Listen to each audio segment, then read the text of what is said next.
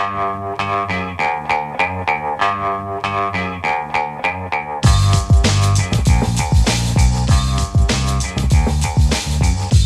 The Brian Lair Show. I'm producer Amina Serna, filling in for Brian today, who's taking care of a family member. According to the mayor, New York City is potentially facing its longest stretch of below freezing temperatures on record. But even if it's cold outside, it should not be cold in your apartment. Yet heat and hot water issues are trending in the city. In the last fiscal year, heat and hot water violations shot up 12% over the previous year and 60% since 2016. In light of the ongoing polar vortex, let's get a refresher on landlords' obligations regarding heat and hot water and what tenants should do if they're feeling cold at home. With me now is Patrick Spauster, housing and homelessness reporter at City Limits. Patrick, welcome back to WNYC. Good morning. Thank you so much for having me. And listeners, we'll invite your calls and texts right away. Are you currently dealing with inconsistent or non-existent heat in your home? What are you doing to stay warm on those below freezing days? And if you've dealt with this issue and had it resolved, what worked? Share your advice. We can also take some of your questions. Call or text us at 212-433-WNYC. That's 212-433-9692. Patrick, we're in the dead of, quote, heat season. Legally speaking, what counts as too cold in a New York City apartment during this time period? Yeah, heat season runs from October 1st in the fall to May 31st in the spring, and landlords are required to keep the apartment at a certain temperature. That's 62 degrees during the day. 62 degrees at night and 68 degrees during the day. If they are not meeting those responsibilities, they're not meeting what they're obligated to in terms of habitability for a New York City apartment. I shared some stats that you reported on at the beginning of this segment. Heat and hot water violations shot up 12% over the previous year and 60% since 2016. How many complaints is that, and what's driving the surge? Yeah, well, the cold is driving the surge right now. And I actually pulled some new numbers last night just taking a look. There were 26,000 311 calls about lack of heat and hot water just in the past 7 days. That's the most in a 7-day period on record since 2018, when we had another really significant cold spell in New York. The number of complaints went up 12% last year, like you mentioned, and looking at this year, it's on pace to break that again. In December, we had the most heat and hot water complaints of any December since the 311 call data starts in 2010. So there's some cause for concern there. One thing to keep in mind is the city wants people to call if they are experiencing heat and hot water issues. I think the city would credit some of the increase in numbers to increased enforcement and a desire to get people to call, and that their outreach efforts to get people to call in when they have a problem are working. But it's still really concerning because it's really cold out, and it's a health issue for especially older folks, especially folks with disabilities, and people who are unhoused on the street. It's a real issue, and 10 folks have passed away already tragically this week. We do have a caller who has reached out to the city, so let's get his story. Dennis in Manhattan, you're on WNYC. Hi, Dennis. Hi, thank you for taking my call. I have called 311 in the past about heat issues, and somebody dutifully takes the complaint, issues a complaint number, and says an inspector will come around, and possibly, maybe, 2 or 3 weeks later, an inspector might come around and ring my bell. However, often you find an inspector came around, never informed anybody when they were coming around, closed the complaint, and nothing happens. So my point is that calling 311 is very nice, but it's an exercise in futility. Nothing happens. I don't know if you track patterns of this kind of stuff. I mean, if a certain landlord has complaints again and again and again, I know you might have limited resources, but that's not my problem. My problem is calling 311. It's very nice to say. It's a very bland aspiration. Nothing happens. Dennis, thank you so much for your call. I'm sorry to hear you're going through that. Patrick, how do you want to respond? Is that something you're hearing in your reporting? Definitely. That happens sometimes, and I think it's really frustrating for tenants when they call and they don't feel like they get an adequate response. Heat and hot water violations in particular are what are considered serious housing code violations that where inspectors should come within a few days. That doesn't always happen. So there are other steps that you should be taking as a tenant to make sure that you're prepared in this case. I think most importantly right now in a cold spell like this, it's important to remember that this is an emergency. Like I mentioned, people are at risk. So you can take some steps to hold your landlord accountable, but more importantly right now is to look out for yourself, your family, and your neighbors. That means the city has some warming centers that are open in every borough and is saying that they're going to open some more. But if you do find that you're calling 311 a lot and not getting a response, you can start to put together a campaign. For example, one thing you can do is if the heat is out in your building altogether, you can talk to your neighbors, and a higher volume of calls from 311 will be more likely to get the city enforcement agency's attention. You should also do your best to reach out to your owner, and they may not respond, but if you can document the steps that you're taking to reach out to your owner and try to reach them by certified mail, which guarantees that they kind of like are acknowledged to have received your outreach, and even start a log of the temperatures in your apartment yourself. You can buy a thermometer at a local hardware store and keep a little log, maybe taking a measurement day and night to collect more evidence about the temperature in your apartment. If you're still not getting help, you can consider legal action. But the city's housing agency, to your question about some buildings that have chronic heat issues, they have a few tools that they can do, including an emergency enforcement where they'll actually just come to the building and replace a boiler or do some sort of heat repair that needs to be done. The city will do it themselves and then bill the landlord later because, right, this is an emergency. Let's take another call. Cecilia in Manhattan, you're on WNYC. Hi, Cecilia. Hi, how are you? I'd like to take us a few steps back. First of all, I'm from the West originally. I've lived here a long time, 40 years. Nobody keeps their homes at 68 degrees during the day and 62 degrees at night. And those are homes that are insulated, lower ceilings. It is constantly freezing in our building at 68 degrees during the day. We all have thermometers. It's never that warm. We are all running space heaters. So the only people benefiting are the landlords and Con Ed. We're getting the highest utility bills ever. Not even in the summer have I had such a high bill. And it's because we're all using space heaters, which, as we know, are not safe. So I'd like to first of all address who decided that you can compare, apples and oranges. These are uninsulated buildings. And Cecilia, you told our screener this is a 1915 building that you live in, right? Yes, very high ceilings. And we suspect, first of all, it all started a few years ago. First, the landlords put computers on old boilers, great, 21st technology.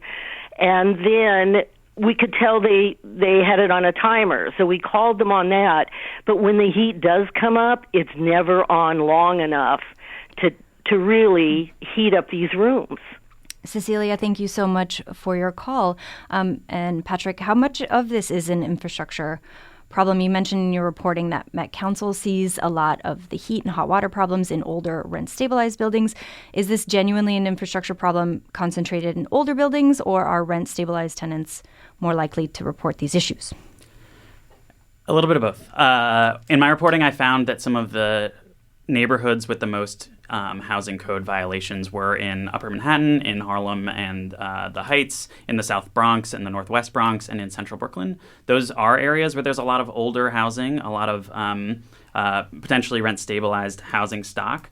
And that's certainly concerning, right? Because these buildings might not be as well insulated. And that's an instance where I think talking to your neighbors and making sure that you're doing everything you possibly can to, right, you mentioned that it may seem warm enough, but it doesn't feel warm enough to you. That's a great opportunity to make sure that you're documenting all of that evidence to say, maybe the landlord says that they're putting the boiler at the right heat, but it's not actually that warm in your apartment. That's something that you can document if you grab a thermometer and try and put together that evidence. And if you need to escalate that eventually, you should probably consult legal advice before doing so, but you might be able to consider bringing evidence to court in a lawsuit in something called an HP action, which would be a suit against your landlord if they continue to violate the heat rules.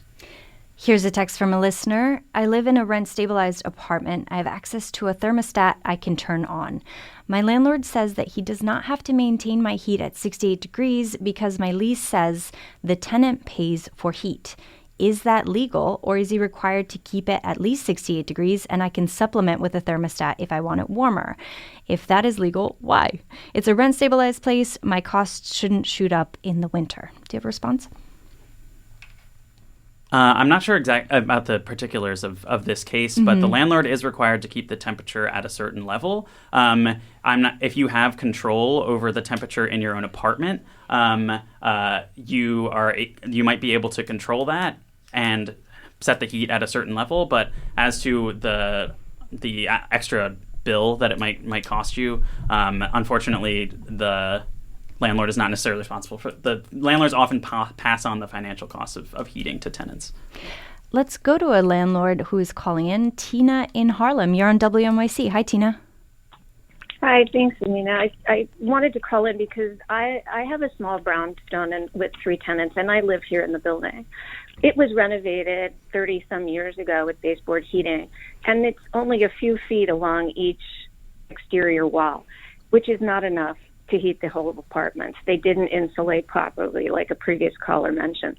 I cannot get my own heat up past like 62, 63 degrees during the day. And it's not about the furnace. It's not about me being cheap. I'm doing the best I can. I'm cold. So I supply my other tenants with space heaters if they want them, and I contribute if they have to use them to show me the difference in your electric bill, just because I'm trying to be fair and doing the best that we can here. That's the way it is. Mm-hmm. And the city can't really fix that for me. And my dad's building, same thing. He had an old brownstone. He passed away, so he was living there, but the tenant in his upstairs had to call 311 because the furnace conked out, and we didn't know it. The tenant didn't call us about it, I guess because our dad had passed away. He just called the city. So we got a violation. They came, they saw it, and we fixed, that we didn't know the furnace had conked out. So, of course, we want it to be functioning. But, his building had better insulation, and you could get the temperatures up. But mine, you just can't do anything about. What is the city going to do to me? How can I fix this? Tina, thank you so much for your call. Patrick, I see you nodding your head. What would you like to say to Tina? Yeah, well, it seems like you're being responsible and transparent with your tenants here, and I think that I'm sure they appreciate that. There are some kind of climate-related types of programs that you might want to look into. There's a home energy improvement program. It's called HEAP, and they can help with some of the bills for heating or help you repair or replace equipment. Sometimes they also have emergency programs for a situation like this week where it's especially cold. The governor of New York, Kathy Hochul, has been talking about trying to enhance a tax abatement program to help landlords replace boilers and do other repairs in some of these older buildings. Those are some things to potentially look into for landlords that might be struggling with the costs of heating and maybe wanting to upgrade to a system that's maybe either more energy efficient or can really just get the heat a little bit higher if the current system isn't cutting it.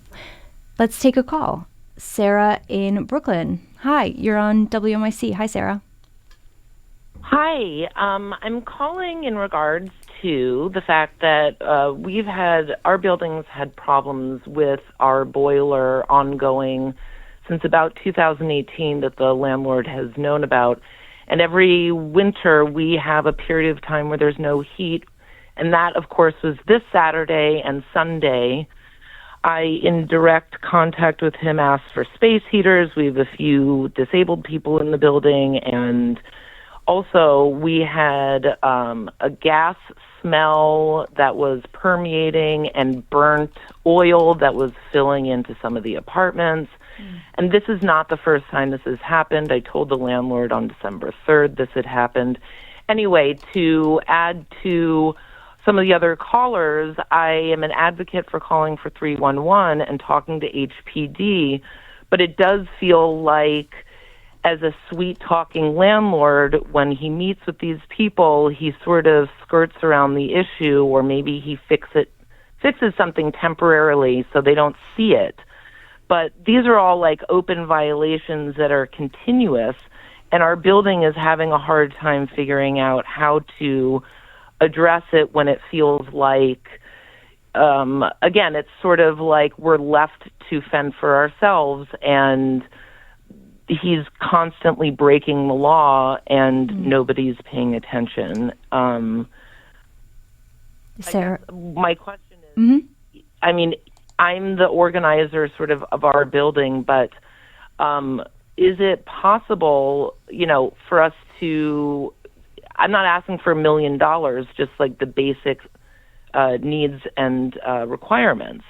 So how do you really pressure to get those changes after years of complaints and going, unheard? Sarah, thank you so much for your call. Yeah, Patrick, what enforcement tools does the city have for repeat offenders on hate violations? Yeah. First off, thanks for the call. I'm sorry that you're going through that, but it does sound like you're doing a lot of the right things, and I'm sorry that the answer is not always satisfying. And but talking together with your neighbors and continuing to call is a good step to build a foundation that you can build on.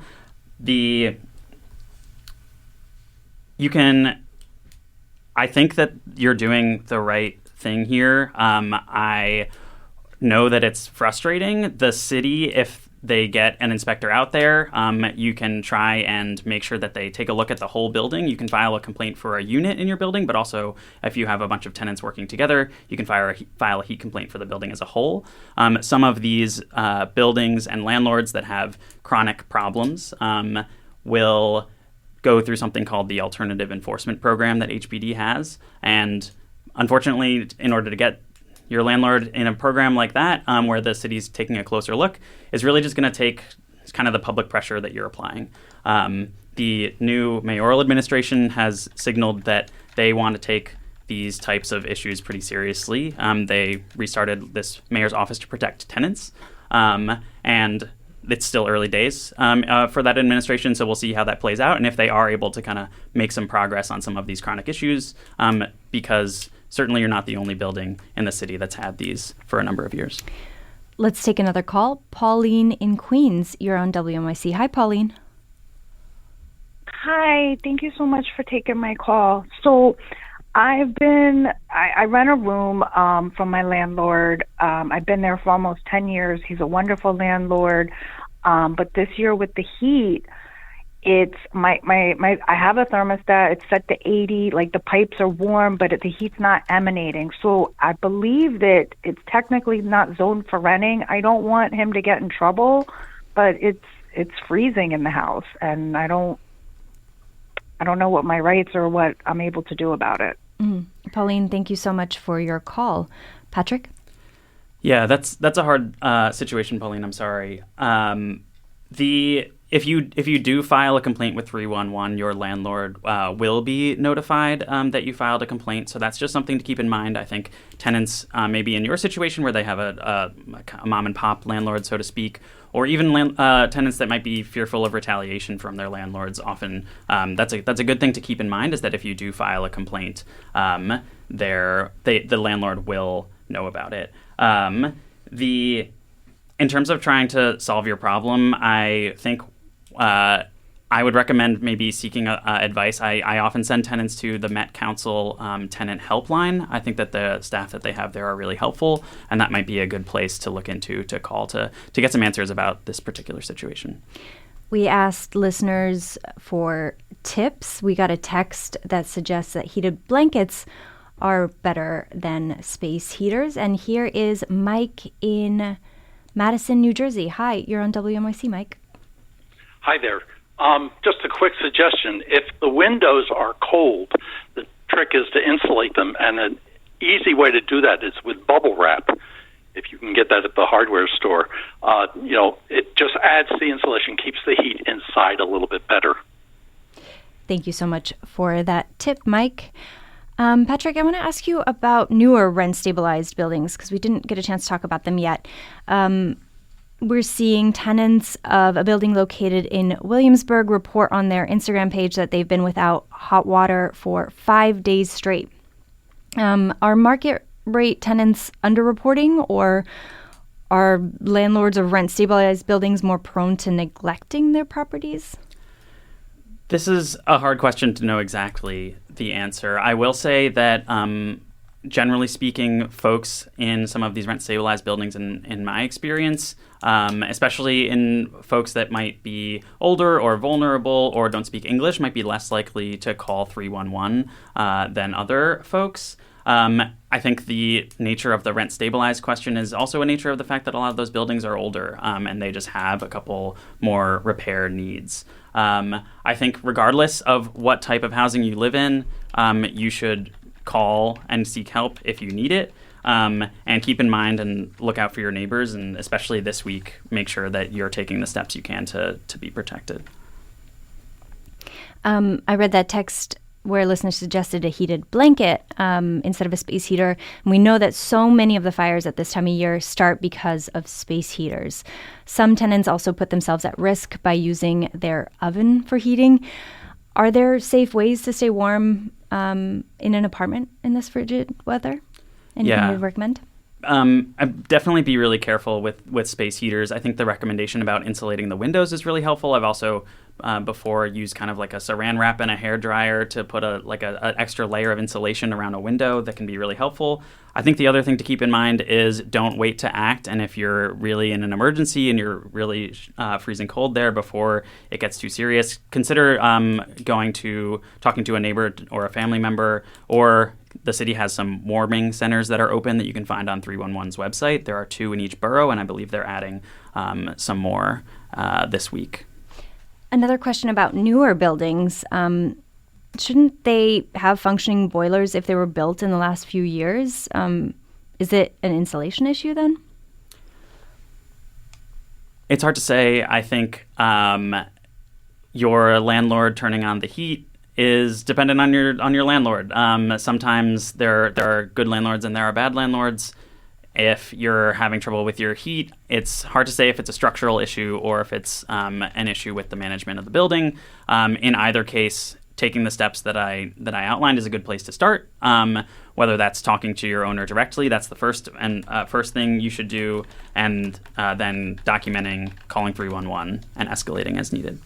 Patrick, before you go, you had talked to us in the beginning of this segment about 10 people who have passed away this weekend who are homeless and on the city streets, and they died from the cold. Can you tell us a little bit more about that story and what the city's response has been?